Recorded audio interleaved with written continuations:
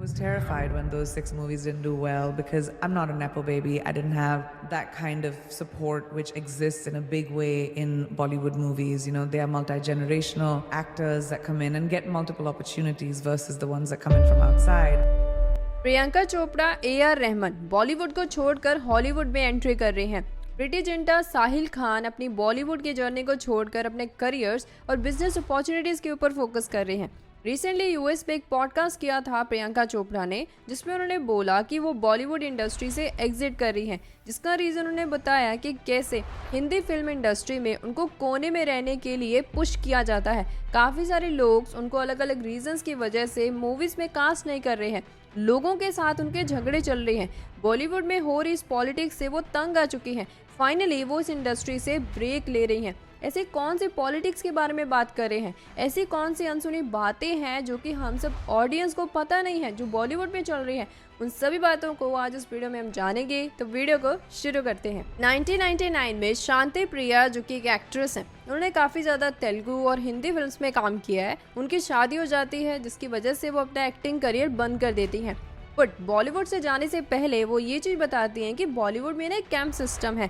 यदि कोई भी न्यू एक्टर या फिर एक्ट्रेस बॉलीवुड में एंटर करना चाहता है तो उसके लिए काफ़ी ज़्यादा ज़रूरी है कि वो इन कैंप्स में से किसी न किसी कैंप का एक हिस्सा बन जाए, जिसकी हेल्प से फर्दर फ्यूचर में उनको आने वाली मूवीज़ में काम मिल सकता है।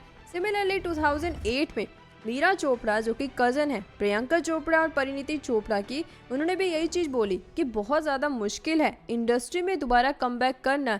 इवन आपके पास काफ़ी ज़्यादा टैलेंट हो, आपको कोई ना कोई ग्रुप या कैंप होना चाहिए जो कि बैकएंड में आपको सपोर्ट कर रहा है, आपको प्रमोट कर रहा है और आपको काम दिला रहा है। 2020 में सोनू सूद ने भी इन कैंप सिस्टम के ऊपर काफ़ी ज़्यादा चर्चा की और बोला कि बॉलीवुड में ये जो कैंप्स हैं काफ़ी ज़्यादा पावरफुल प्लेयर्स हैं। अगर आप एक कैंप के पार्ट बन जाते हो तो आपकी बॉलीवुड की जो जर्नी है वो काफ़ी ज़्यादा आसान हो जाती है। ऐसा लगता है कि आपको फ्री में पास मिल गया आने वाली नई मूवीज़ के प्रोजेक्ट्स का। बट इसके ऊपर वो एक चीज़ ऐड ऑन भी करते हैं कि ज़रूरी नहीं है कि आपको बॉलीवुड में यदि कुछ उखाड़ना है तो आपको इन कैंप्स का हिस्सा बनना ही होगा। आप अपने टैलेंट के बेसिस पर भी बहुत कुछ कर सकते हो। अब समझ में नहीं आता कि ये जो बॉलीवुड एक्टर्स हैं इतना ज़्यादा कैंप कैंप क्या बोल रहे हैं, ये होता क्या है।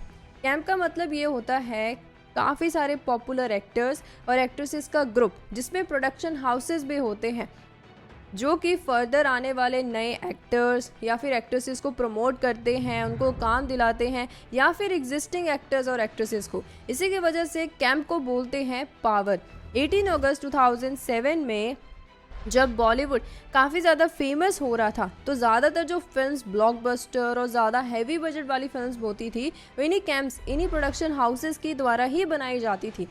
अब समझ में नहीं आता, ये तो एक अच्छी बात है कि एक प्रोडक्शन हाउस नए आने वाले एक्टर और एक्ट्रेसेस को काम दे रहा है या फिर एग्जिस्टिंग को, इसमें बुरा क्या है। तो इंडियन टाइम्स के हिसाब से ऐसे बहुत सारे एक्टर्स और एक्ट्रेसेस ऐसे हैं जो कि इन कैंप्स का हिस्सा नहीं हैं, जिनकी वजह से वो आज भी अपनी बॉलीवुड की जर्नी में काफ़ी ज़्यादा स्ट्रगल कर रहे हैं। इसी की वजह से इन कैंप सिस्टम को पॉलिटिक्स ऑफ बॉलीवुड भी बोला जाता है। बॉलीवुड में 4 कैंप्स काफ़ी ज़्यादा पॉपुलर हैं। ज़्यादातर जो मूवीज़ रिलीज़ की जाती हैं इन्हीं कैंप में से कोई ना कोई प्रोडक्शन हाउस करता है। पहला है करण जौहर कैंप, इनका प्रोडक्शन हाउस है धर्मा प्रोडक्शन। आपने नोटिस भी किया होगा कि ज़्यादातर करण जौहर जो मूवीज़ रिलीज़ करता है उनमें कॉमनली सेम ही स्टार कास्ट होते हैं, जैसे कि शाहरुख खान, फराह खान, काजोल एंड रानी मुखर्जी। तो कैंप एक इनर सर्कल है जिसमें प्रोडक्शन हाउसेस के साथ जिन एक्टर्स और एक्ट्रेसेस के रिलेशन काफ़ी अच्छे हैं वो उन्हीं एक्ट्रेसेस को या फिर एक्टर्स को ज़्यादातर मूवीज़ देते रहते हैं जो कि टैलेंटेड भी हो। दूसरा है राम गोपाल वर्मा कैंप, इनका प्रोडक्शन हाउस है राम गोपाल प्रोडक्शन हाउस। इसके इनर सर्कल में आते हैं जैसे कि दिशा कोठारी एंड जिया खान।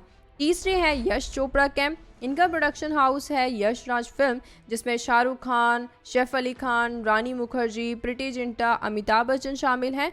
चौथे हैं महेश भट्ट कैंप, इनका प्रोडक्शन हाउस है विशेष फिल्म प्रोडक्शन हाउस।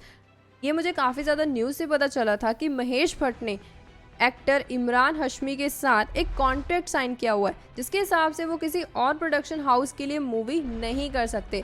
तो ये एक ऐसी चीज़ है जो कि बहुत ही कम ऑडियंस को पता होगी।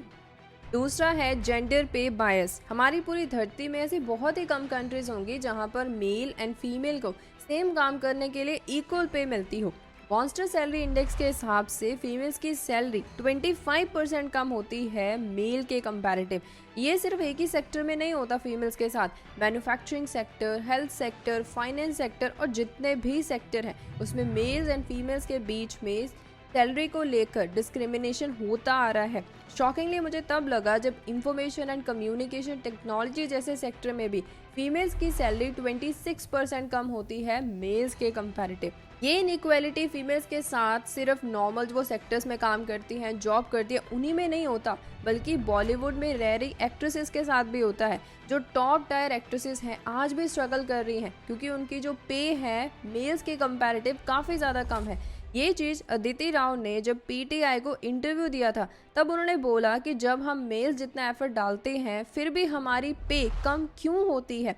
2003 में ये काफ़ी ज़्यादा न्यूज़ में आया था कि leading film maker Karan Johar कल हो ना हो जब मूवी बना रहे थे तो उन्होंने करीना कपूर को रोल दिया था, बट करीना कपूर थोड़ा सा ज़्यादा चार्ज करना चाहती थी, इसलिए उन्होंने क्या किया, प्रीति जिंटा को रोल दे दिया जो कि कम पे पर एग्री हो गई थी, जिसकी वजह से करीना कपूर और करण जौहर के बीच में काफ़ी दरार आ जाती है और अगले 1 साल तक दोनों बात नहीं करते।